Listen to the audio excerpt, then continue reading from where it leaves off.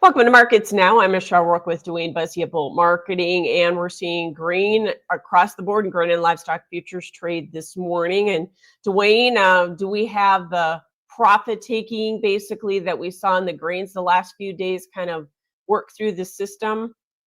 I think we did. I thought it was going to continue on for the rest of the week, especially with a 3-day holiday trading weekend coming up. I thought no one's going to want new long positions, but overnight, the weather forecast got just a little bit wetter for the southern plains and the eastern corn belt. And believe it or not, I think there's some people talking planting delays already, which to me, it's way too early to do that. But this market chases headlines and yeah, up we go. So yeah, the profit taking seemed to be just yesterday. Okay, but we're up into these chart resistance areas again here Mhm. this morning as we speak, including that 200-day moving average in the soybeans. Yeah, I think we're going to run out of steam pretty quickly this morning, myself, maybe mid-morning or something, see where we close at. Overall, the grain markets have looked strong, and I'm happy for that. I think we've moved on from a lot of the tariff news, and we're watching U.S. weather. But like I said earlier, to really get a new position on with a 3-day weekend would be a little bit tough. But when we get into spring weather, a lot of people will like to put a position on and then they'll take it off Sunday night or Monday if the weather changes. So maybe we're starting to get into that trade, but with a 3-day holiday weekend, I don't want a new position on. So I think we run out of steam pretty soon here today. Yeah, no doubt. When you talk about the tariff news maybe being baked in here a little bit, we're still dealing with the on again, off again with China, though, and there are some new developments there this morning. Yeah, there is some more confusion, I should say, because I was reading last night, like some talk that tariffs on Chinese goods are up to 245%. And then I read that no, that's false. And now this morning I've read that no, that is the truth on some goods. And like you said, computers, it's not, some auto parts, it's not. It's really hard for me to even follow. But I guess the only good thing is once you get as high as like 245%, I don't think the number really matters New. anymore. I think we want to get China to the negotiating table as fast as we can. And overnight, China did hire a new trade negotiator, a head negotiator. So hopefully that does mean if they make that move that they want to talk. But I've heard that President Trump asked why they're not calling yet. And China has said, until you start to respect us, we're not coming to the negotiating table. So this whole riff just never seems to end. But I hope it gets them to the trading table very soon. The market feels, though, Dwayne, like it is assuming that we are going to get some of these other trade deals struck. I think so too. I mean, just look at the soybean market last week. It rallied into all this news, this tariff news. I think for the most part, we priced in, okay, we're going to have a trade war. But I think the market is looking at the light at the end of the tunnel. You could say that eventually out of this, we get some sort of trade negotiation, some agreement. They agree to buy so much of our soybeans, So this negative news that drove us down hard could in the end be actually a very positive thing if it shifts some demand from Brazil soybeans to us. But I struggle with that too, Michelle, because I still think it's supply and demand. And right now, Brazil's got a whole lot of beans and they're cheaper. That's for sure. When we look at the fund position right now, they're still short in wheat, they're still short in soybeans, they're not that long in corn. If we get a weather problem, we start getting some of these trade deals that are announced. Do you think that Mhm. market can get a big push from the funds or not? I think we can get a big push from the funds, and I think we can have a really nice weather-driven summer/spring rally this year in corn and soybeans both, believe it or not, because the numbers you're playing with right now for soybean acres are down sharply year over year, right? So even though we're talking a trade war with China and new crop export demand is a big question, that's new crop. That's a ways off. We still have to grow a crop. If we are only going to plant this many acres, 83 and a half, boy, we can't have a below trend line yield. So even a weather scare for beans could make for quite a rally. And corn, because old crop stocks keep getting tighter and tighter, I'm even more bullish there, thinking I think we can definitely see a $5 D's corn on the board. And producers obviously should probably hedge there, but I'm optimistic, kind of like you should be for a normal spring year. No doubt. One thing I want to ask you about just quickly, and it might have been a factor in the market yesterday, especially in the meal market, but we also had the notebook crush out, so it was hard to peel back the onion layers.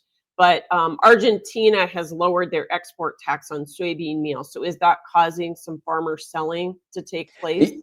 It should, but I've heard the counter to that story is that their farmers are struggling harvesting. Some areas are a little wet, which I struggle with because I don't see it on the maps. But they said farmers selling has backed off though. So the two stories kind of counteract each other. But eventually, Argentina does have a pretty good soybean crop. That means they should have a lot of soybean meal to export soon.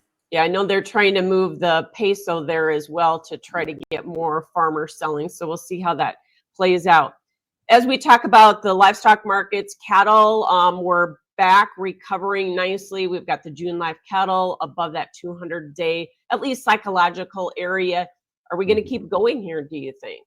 It looks really strong. I'm probably the wrong person to ask because I was a little bearish the cattle market going into this week, thinking, I've been just thinking that hedgers should be hedging up here. Funds are heavily long, and with all the uncertainty in the equity markets, why would they want to stay long? But it's been a methodical, nice grind higher, especially going into a cattle on feed report tomorrow afternoon and a 3-day holiday weekend again. I don't know if it's been fund driven though. It feels just like your everyday run-of-the-mill buyers like myself buying the market, but it's been a nice positive market all week. There's some talk that cash cattle could trade higher. Feeder cattle index has been up pretty steadily so far this week. Choice boxes are about mixed, so the market looks very strong, and it's good to get above that $200 level in June. We've got a gap at 203. But Michelle, we're still working off of these key reversals on the charts from a couple of weeks ago. And if we don't take those out pretty soon, those funds that are long, I do think we'll look to exit. Have we negated that key reversal in the feeders though? With the I think action? we did in the feeder market. In fact, April's kind of right up against contract highs this morning, gapped higher, and that's one that's closest to the index, of course, because it'll expire soon. I think it's next week. So that market looks very strong. Feeders have never really backed off, have they, in the cash market?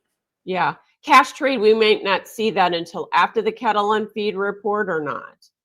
That would be my guess. Now, the market's strong this morning, so it wouldn't shock me to see a little bit of cash cattle trade develop early, maybe some regional packers that just had to go out and get some business done. But yeah, with the cattle on feed report on a Thursday afternoon, which is a little different, I would think packers would wait, but there's always some talk that packers also want to get out early for the weekend, get their business done. Of course, it's a shortened business week for a full kill next week, so they might be a little bit more desperate and a little bit more willing to pay a little higher. From a demand perspective, I know we've had some concerns about, the stock market, the recession globally and all of that sort of thing, but we're getting into the best demand time period of the year here. So that should help support the futures too, shouldn't it? It sure should. I think everyone's been impressed with our demand, our continued demand, because these prices went high and people are still buying our product, which is good. The only problem is we're also importing more of the product now too. I'm reading some stories where like per capita, our supply is up to like a 15-year high. I can't really confirm that, and it's hard to really analyze that in the whole country, but I think we are importing more. But of course, the cheaper US dollar is going to make that more difficult, and exports a little bit better, and less tariff news like we started this interview with, should mean, better exports for us too. Maybe China comes in and buys more meat from us, but that's a long story. Yeah. And the hog market has been holding up well. I thought it did last week in light of the escalation of the China trade war. And we just keep going here. What's driving the buying interest, do you think?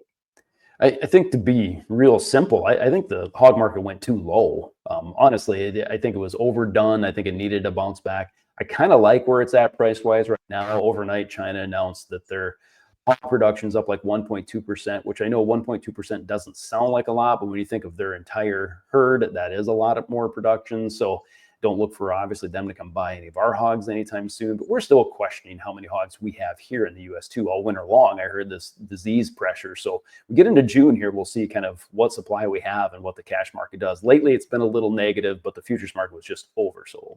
Right. And so we have seen some short covering. I also wonder if we're getting a little demand push there with the thought that, we'll get some grilling season demand just like we do in the beef. 100%. And ham season too, right? I'm already excited about that this weekend.